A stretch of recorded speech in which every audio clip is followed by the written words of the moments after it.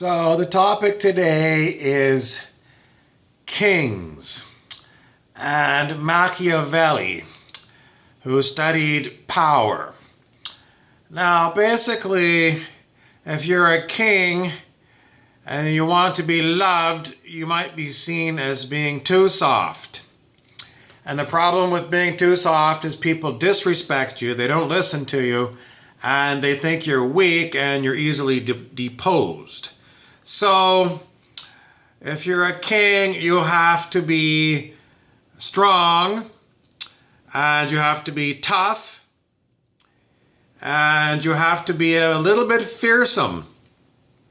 Because if you're not fearsome, then people think you're a pushover, and that's how you get deposed.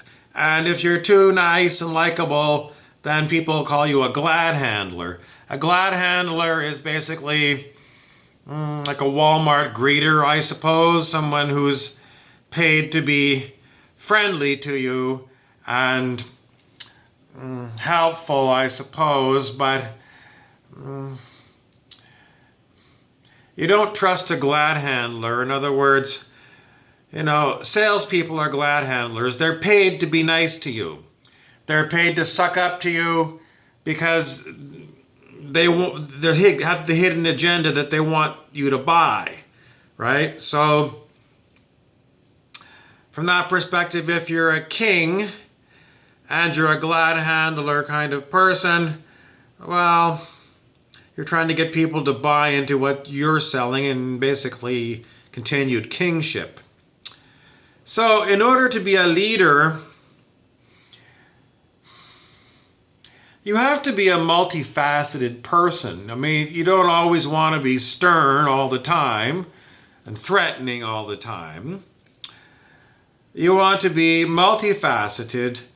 In other words, someone who can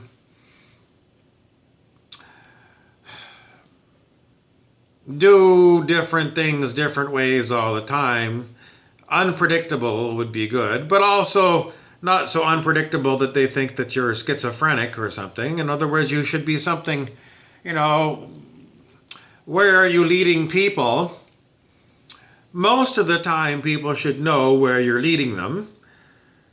But I can think of occasions when Captain Kirk of the Starship Enterprise in the original Star Trek didn't even tell his first officer what his plans are because he had special orders from on high that he was not supposed to tell the crew what he was up to.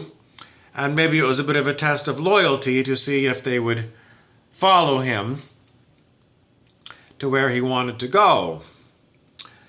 So, in certain circumstances, perhaps a leader will lead people and tell them, either you're following me because I'm the leader, or you're not.